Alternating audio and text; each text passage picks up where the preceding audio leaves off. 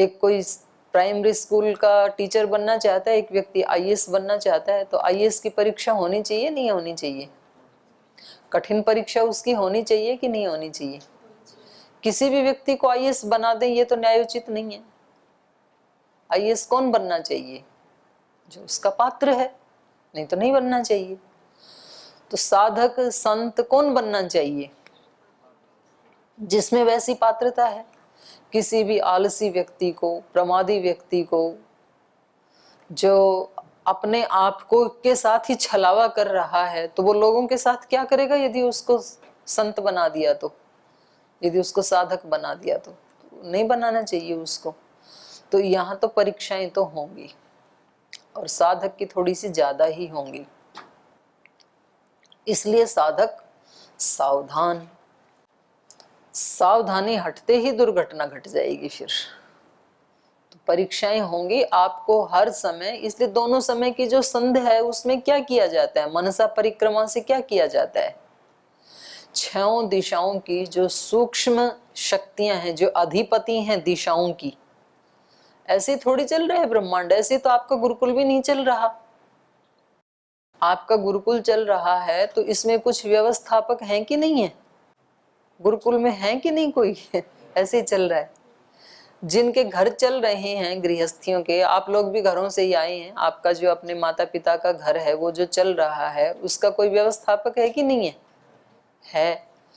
तो ये जो सारा संसार चल रहा है इसका कोई व्यवस्थापक है कि नहीं है? तो दिखता तो है नहीं। दिखता इसलिए नहीं है कि दिखने वाले से ये इतनी बड़ी व्यवस्था चलाना संभव ही नहीं है, क्योंकि जो दिखने वाला होगा वो एक देशी होगा, किसी एक देश में रह सकता है वो, तो बाकी के देशों को कैसे संभाल पाएगा? इसलिए इसकी व्यवस्था देखने वाली अदृश्य महान शक्तियां हैं। और जैसे यहाँ पर अलग अलग व्यक्तियों को अलग अलग दायित्व दिए हुए हैं, किचन का दायित्व किसी और को दिया हुआ है, योग करवाने का किसी और को दिया है, पढ़ने का किसी और को, पढ़ाने का किसी और को, योग करवाने का किसी और को, यज्ञ में किसी और को, अलग अलग व्यवस्थाएं हैं, क्योंकि टीम का काम टीम से ही होता है। तो ऐसे ही भगवान की भी अलग अलग शक्तियां अलग अलग दिशाओं में काम कर रही हैं। तो प्राची दिशा में आदित्य, दक्षिण में अग्निरधिपति, आगे बोलो, आदित्य उसका ईशु है, अग्नि उसका अधिपति है। ऐसे ही दक्षिण दिशा में इंद्र है, ऐसे ही प्रतीची में वरुण है, उदीची में सोम देवता है, नीचे की दिशा में विष्णु अधिपति है, ऊपर की दिशा में बृहस्पति उसका अधिपति है।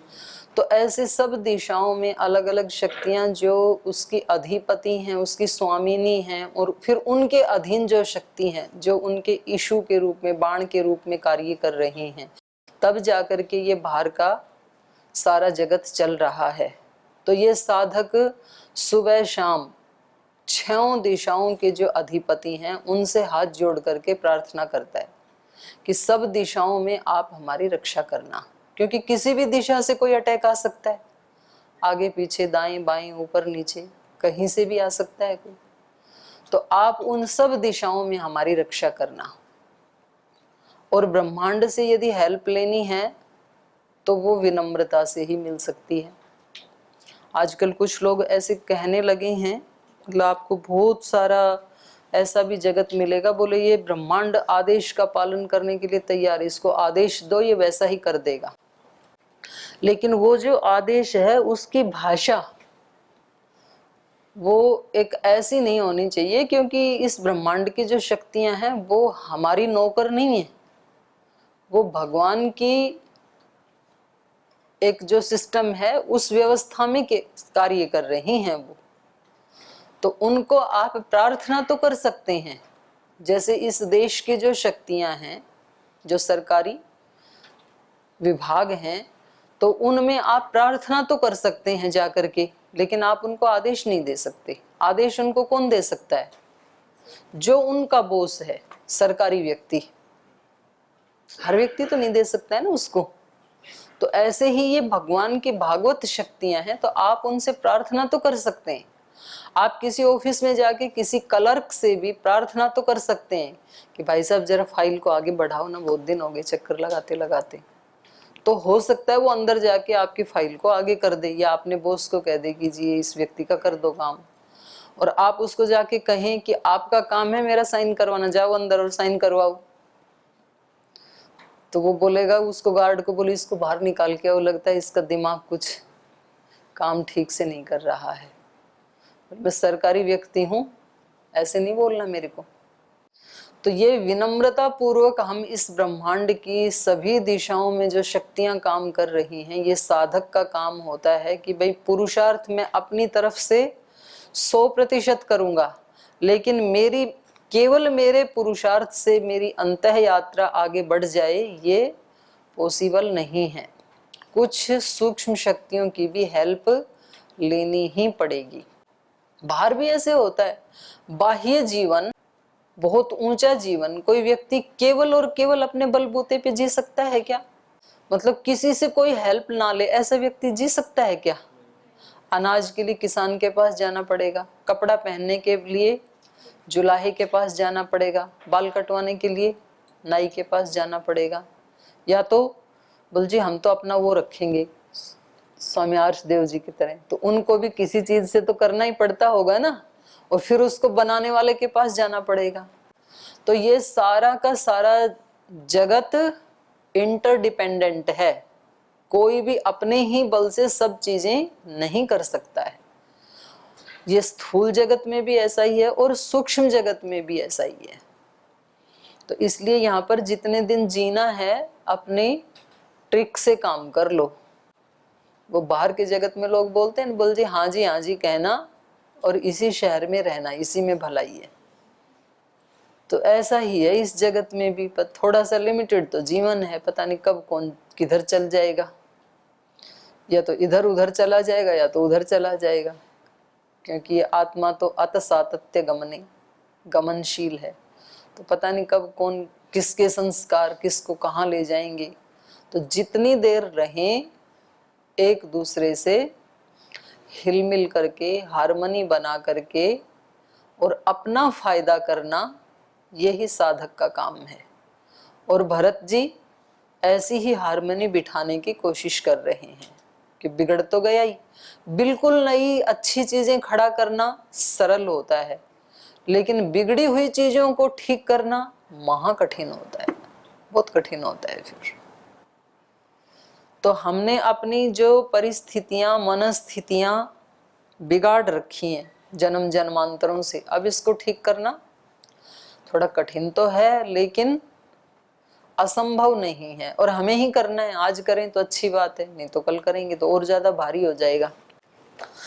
चलिए, और उसके लिए साधन, तो यहाँ साधन के ऊपर मैंने कह दिया था, कर्णई विविधोपेतई पुरस्तात् संप्रतस्थिरे, वो आगे आगे चलें। लतावल्लीश्च गुल्माश्च स्थाणोन्नश्मन्नेव च जनास्ते चक्रिरे मार्गं छिन्दन्तो विविधान् द्रुमान्।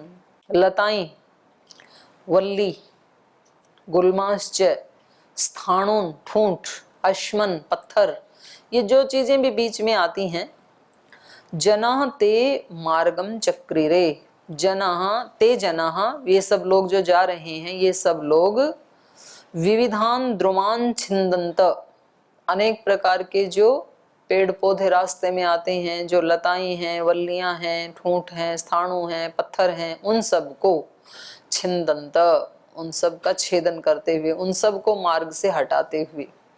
पत्थर आदि हैं तो उठा देंगे, उसको इधर डाल देंगे, और पेड़ पौधे हैं तो उनको काट देंगे। विविध प्रकार के ऊपर वो लेके चल रहे हैं ना, कर्णई विविधई, तो उन सब साधनों से, कुदाल आदि से किसी चीज को खोद के निकालेंगे, पत्थर है तो, या तो उससे काट देंगे, पेड़ पौधे हैं तो, इन सब उपकरणों से मार्ग बनाते हुए, मार्ग की बाधाओं को हटाते हुए, ते जनाः मार्गम चक्रिरे, वे सब लोग उस मार्ग को बना रहे थे, रास्ते को साफ करते जा रहे थे। अवृक्षेषु च देशेषु केचिद् वृक्षान्नरोपयन् केचित् कुठारैरष्टकैश्च दात्रैश्छिन्दन् क्वचित् क्वचित्। अवृक्षेषु च देशेषु केचिद् वृक्षान्नरोपयन्।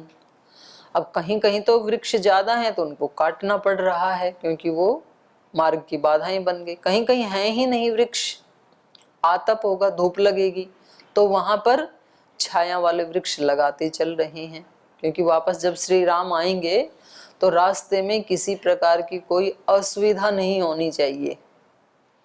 तो पूरे इसके रास्ते के दोनों तरफ छायादार और सुगंधित ये पेड़ पौधे भी होने चाहिए। तो ये रामायण काल की प्रथा है। आज भी रोड के ऊपर लगाई जाते हैं ना वृक्ष, और बीच में कुछ फूलों के वो लगाए जाते हैं पौधे। तो इसका प्रमाण रामायण में मिलता है। रामायण में भरत जी निर्देश दे रहे हैं कि भाई ऐसे रास्ते बनाओ, जहाँ वृक्ष नहीं है वहां वृक्ष लगाओ, जहाँ ज्यादा है उनको काट दो। तो यात्रा में कोई असुविधा नहीं होनी चाहिए।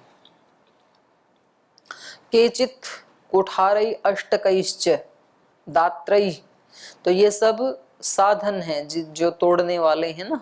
तो कहीं कुठाराघात करो कुठार से, कहीं दात्र से जो फसल काटने वाला, दात्री बोलते हैं ना उसको।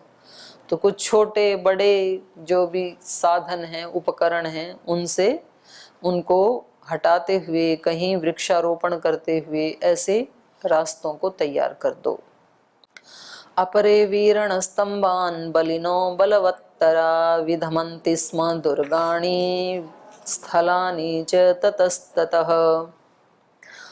और अपरे कुछ दूसरे लोग वीरणः तंबान बलिनो बलवत्तरा, जो कुछ बलवान लोग हैं, बलवत्तरा कुछ ऐसे ठूंठ आदि भी हैं कि जो इनसे नहीं उखड़ते हैं इन साधनों से। तो कुछ लोग उनको क्या करें फिर विधमंती, वो उनको धुनना। कुछ ऐसे भी स्थाणु हैं, पत्थर हैं कि वो उससे कुठार आदि से नहीं निकलते हैं, तो फिर उनको क्या करते हैं, फिर एक मुगदर होता है उससे उसको विधमंती ठोक देते हैं, नीचे वहीं बिठा देते हैं, कूट देते हैं। रुई को धुना जाता है ना जैसे, तो उसको पीट पीट के उसका वो निकाल देते हैं, उसकी जो भी गंदगी है, और उसको जैसा बनाना चाहते हैं वैसे बना लेते हैं। तो ये कह रहे हैं विधमंती स्म दुर्गाणी, जो दुर्गम ऐसे जो बाधाएं थी उनको वो विधमंती, उनको ठोक पीट के ठीक करते हुए स्थलानि च ततस्ततः, इधर उधर उन स्थलों में जो भी ऐसी बाधाएं थी, तो किसी को तो जला देते थे, किसी को ठोक पीट के तैयार कर देते थे, मार्ग को वो ठीक कर रहे थे। अपरे पूरयन् कूपान् पांशुभिश्वभ्रमायतं निम्न भागास्ततः केचित् समाश्चक्रुः समन्ततः ससुधा कुट्टिमतलः प्रपुष्पितमहीरुहः मत्तोदघुष्टद्विजगणः पताकाभिरलङ्कृतः चन्दनोदकसंसिक्तो नानाकुसुमभूषितः बह्वः शोभतसेनायाः पन्थाः सुरपथोपमः। अपरे कुछ लोग कूपान पांसु भी अपूरयन स्वभ्रम आयतम, कुछ लोग जो हैं रास्ते में जो कुएं आदि थे, खड्डे थे कुएं के समान, उनको पांशु भी अपूरयन, वो मिट्टी से धूल के कणों से उनको भरते जाते थे, खड्डों को, मिट्टी को। और श्वभ्रम आयतम निम्न भागास्ततः केचित, कहीं नीचा था, नीचे के भाग थे, तो उनको समाश्चक्रुः समन्ततः, उनको समतल बना दिया। तो सब तरफ से, कहीं ऊंचाई है तो उसको हटा दे रहे हैं, कहीं खड्डा है तो उसको भर दे रहे हैं, मार्ग को सब तरफ से सम करते जा रहे हैं। हम अग्नि से प्रार्थना करते हैं ना, अग्ने यन्मे तन्वा ऊनम तन्म आपृण, हे अग्नि जो कुछ मेरे अंदर न्यूनताएं हैं, कुछ चीजें ऐसी हैं जो नहीं होनी चाहिए, उनकी तो वृद्धि हो रखी है, तो उनको कम कर दो। और कुछ चीजें ऐसी हैं जो मेरे अंदर होनी चाहिए, वो है नहीं, न्यूनता है उनकी, तो उनको आप प्रेरणा, उनको भर दो मेरे अंदर। कुछ दोष दुर्गुण तो ऐसे हैं कि जो होने नहीं चाहिए लेकिन उनकी मात्रा ज्यादा है, तो उनको थोड़ा कम कर दो, तो एक बैलेंस बना दो। क्योंकि ऐसा नहीं होता है कभी भी कि त्रिगुण रूपी प्रकृति हमारे अंदर हो और बस एक ही गुण प्रदर्शित हो व्यक्ति के जीवन में, ऐसा नहीं होता है। सत्व रज तम तीनों गुण हैं, तो तीनों गुणों का कार्य भी सबके जीवन में दिखाई देगा, जरूर रहेगा। 24 घंटे कोई व्यक्ति सत्व गुण में नहीं रह सकता है, क्योंकि गुणों का वो स्वभाव ही नहीं है ना, चाहे तो भी नहीं रह सकता। गुण कैसे हैं? चलायमान प्रवृत्ति वाले हैं, चंचल प्रवृत्ति वाले हैं, प्रति क्षण वो उनमें गति होती ही रहती है। तो ना 24 घंटे कोई व्यक्ति रजोगुण में रह सकता है, ना 24 घंटे कोई व्यक्ति तमोगुण में रह सकता है, ना सत्वगुण में रह सकता है। तो तीनों का बैलेंस बना रहे, जब जिसकी आवश्यकता है वो गुण उदार अवस्था में हो, बाकी के दो गुण अभिभव अवस्था में हो, ये साधना है। मानो कोई कर्म कर रहे हैं, हम खेत में काम कर रहे हैं या पढ़ाई कर रहे हैं या कोई अन्य कर्म कर रहे हैं, तो उस समय रजोगुण उदार अवस्था में चाहिए, क्योंकि क्रिया किसका गुण है? रज का गुण है। तो कर्म जब भी करेंगे तो रजोगुण की आवश्यकता है हमें, तो वहां रजोगुण को उदार अवस्था में होना चाहिए, बाकी को दो को सम रहना चाहिए, उससे नीचे होना चाहिए। रात्रि को सोते हैं तो तमोगुण की आवश्यकता है, तो उस समय रजोगुण सत्वगुण का अभिभव होना चाहिए, तमोगुण का उदार होना चाहिए। ऐसे ही ध्यान उपासना में बैठे हैं, वो वाला जो वो भी कर्म है एक, लेकिन वो कर्म कैसा है? उसमें सत्व की प्रधानता है, तो उस समय सत्वगुण उदार अवस्था में होना चाहिए और बाकी के दो गुण अभिभव अवस्था में होने चाहिए। तो जब जिस गुण की आवश्यकता है, कोई भी व्यक्ति एक गुण में नहीं रह सकता है, तो इनका बैलेंस करना ये सब महापुरुषों ने भी बताया। और ये जो बाहर का ये जो समता करवा रहे हैं मार्ग की, मार्ग समतल होना चाहिए। तो साधक को अपने हाथों से अपने अंतःकरण के मार्ग को समतल बनाना होता है, होता नहीं है किसी का भी। कौन ऐसा व्यक्ति है जिसके जीवन में सुख दुख नहीं आते हैं, जिस व्यक्ति के जीवन में मान अपमान नहीं आते हैं, उतार चढ़ाव नहीं है जीवन में? कोई भी ऐसा व्यक्ति नहीं है, लेकिन व्यक्ति को खुद अपने पुरुषार्थ से उनको सम करना पड़ता है। तो ये हमारा खुद का ही दायित्व है कि हम अपने जो भी हमारे पास उपकरण हैं, हथियार हैं, साधन हैं, उनका प्रयोग करते हुए अपने जीवन में हमेशा बैलेंस बना के रखें। और ये आने जाने वाले हैं, तो आएंगे भी जरूर। ऐसा नहीं है आपने एक बाधा को हटाया और आप सोचते हैं कि बस अब तो मैं बाधा मुक्त हो गया, ऐसा नहीं है। कोई दूसरी आ जाएगी दूसरे दिन, फिर उसको भी हटाओगे तो तीसरी आ जाएगी, उसको भी हटाएंगे तो चौथी आ जाएगी, आती ही रहेंगी ये। तो इसलिए आप निश्चिंत रहो, एक ही बार तय कर लो कि जीवन यदि है तो दुख आते ही रहेंगे, और दुख आते ही रहेंगे इससे परेशान भी मत हो जाओ कि फिर तो मतलब ये तो बहुत गलत हो गया, दुख आते रहेंगे तो साधना का मतलब क्या है? फिर क्यों साधना करें हम? क्यों ब्रह्मचर्य की दीक्षा लें? फिर हम दुख जब आते ही रहेंगे तो फिर हम क्यों इस रास्ते पे चलें? तो बोलो नहीं, जाते भी रहेंगे, आया है वो निश्चित रूप से जाएगा। आगमा अपाइनो अनित्या, 3 विशेषण बता दिए इनके। आने वाले भी हैं, जाने वाले हैं, अनित्य हैं ये। इसलिए तान तितिक्षस्व भारत, ये भारत उनको सहन कर तू। तो आप रिलैक्स रहो भाई, जो आना है। नहीं तो व्यक्ति उधर अपनी कुंडली दिखाई, उधर पत्रा दिखाया, उधर अपना भविष्य पूछा, इधर अखबार में पढ़ा इस राशि का फल क्या है, रोजाना परेशान ही हो जाएंगे। जो लोग रोज अपना राशि फल देखते हैं ना, दुखी होने का अचूक उपाय है ये। रोज कुछ ना कुछ बताते ही रहेंगे वो। कभी कभी तो उसमें ठीक निकलेगा भी। ठीक इसलिए निकलेगा कि उसका प्रभाव हमारे मस्तिष्क पे हो जाता है। व्यक्ति कहता है आज तो कुछ ना कुछ बुरा होने वाला है मेरा। जब उसने ऐसा बार बार अपने माइंड को सुनाया तो ये सारा मैसेज 1 सेकंड में पूरे सिस्टम में पहुंच जाएगा, तो शरीर वैसा ही रिस्पॉन्ड करेगा। फिर तो बुरा हो ही गया, वो बुरा हमने खुद किया अपना ऐसे कह करके। तो व्यक्ति ये भी कह सकता है कि भाई जो भी मेरा पीछे का कर्माशय है उसके अकॉर्डिंग जो मिलना है वो अपने समय पे आके मिल जाएगा और मैं उसको लेने के लिए तैयार हूं। बाकी आज का दिन मुझे अपनी कॉन्शियसनेस के साथ जीना है। आज का जीवन मुझे आज की जो मेरी बुद्धि है उसके अकॉर्डिंग जीना है। तो कल के दिन नई बुद्धि मिलेगी तो वैसे जी लेंगे। तो इन्होंने रास्ते को ये सभी लोग समतल करते हुए जा रहे थे। कहीं नीची भूमि है तो उसको भर देते थे, कहीं ऊंची है तो उसको हटा देते थे, कोई ठूंठ आदि नहीं उखड़ रहा है तो उसको जला देते थे, कोई पत्थर आदि नहीं निकलता है तो उसको ठोक पीट के समतल कर देते थे।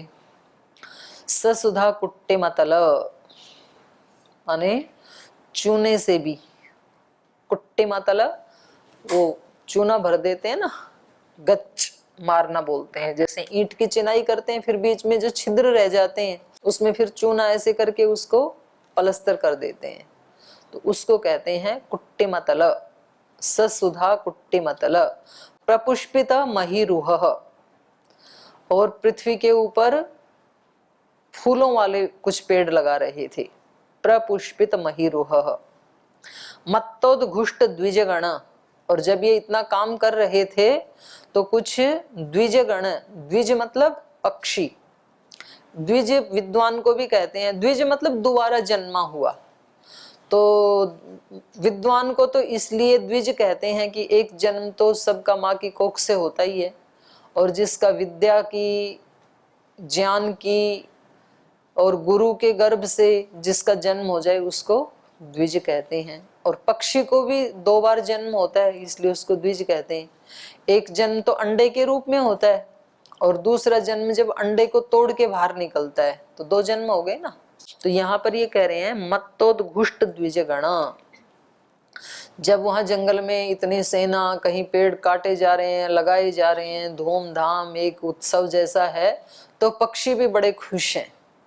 तो वो भी वहां पर पक्षीगण भी मदमस्त होकर के उद्घोष कर रहे हैं, वो भी चहचा रहे हैं।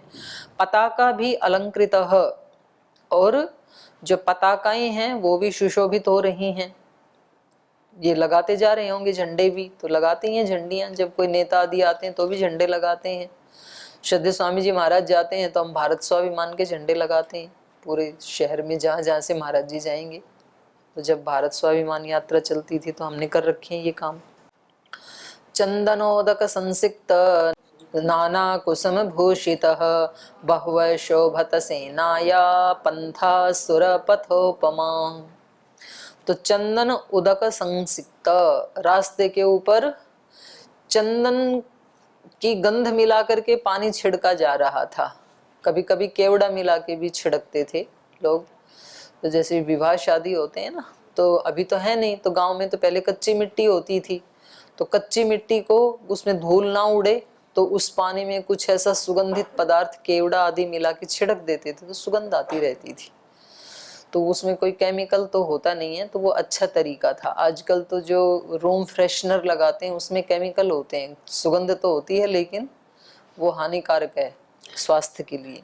तो इन्होंने चंदनोदक, चंदन का चूर्ण आदि मिला के या वैसे घिस के पानी में मिला दिया चंदन और फिर उसको छिड़क दिया। तो देखो जंगल में कैसे चंदन की खुशबू आ रही है। नाना कुसुम भूषित, और ये मार्ग कैसा था, अनेक प्रकार के फूलों से सुशोभित। तो फलदार पौधे लगा दिए, ये सॉरी फूल वाले, पुष्पित। बह्व शोभत सेनाया पंथा, तो इस प्रकार से सब तरफ से वो सेना का जो पथ है वो बहुत सुशोभित हो रहा था। ये पथ कैसे लग रहा था, सुर पथोपमा, जैसे तो देवताओं के चलने का कोई पथ हो, और देवता तो हैं ही ये। तो ऐसे लग रहा था कि जैसे कोई स्वर्ग लोक का रास्ता है, ये स्वर्ग में जा रहा है। तो इस प्रकार से इन्होंने रास्ते को तैयार करवाया और उसके बाद ये सेना सहित भरत जी श्री राम के पास जाते हैं और अपना निवेदन उनको प्रस्तुत करते हैं श्री राम को, और फिर श्री राम इनको क्या उत्तर देते हैं ये सब हम 62 नंबर सर्ग में पढ़ेंगे। तो आज का तो हो गया समय, आज यहीं विराम लेते हैं। अगला सर्ग हम कल प्रारंभ करेंगे। ओ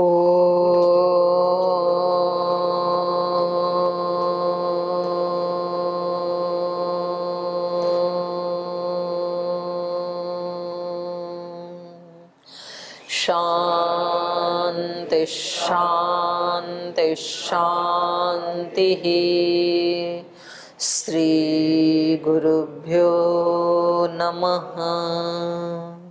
राम का गुणगान करिए, राम का गुणगान करिए, राम प्रभु की भद्रता का, सभ्यता का ध्यान धरिए, ध्यान धरिए, राम का गुणगान करिए, राम का गुणगान करिए, राम के गुण गुण चिरंतन, राम के गुण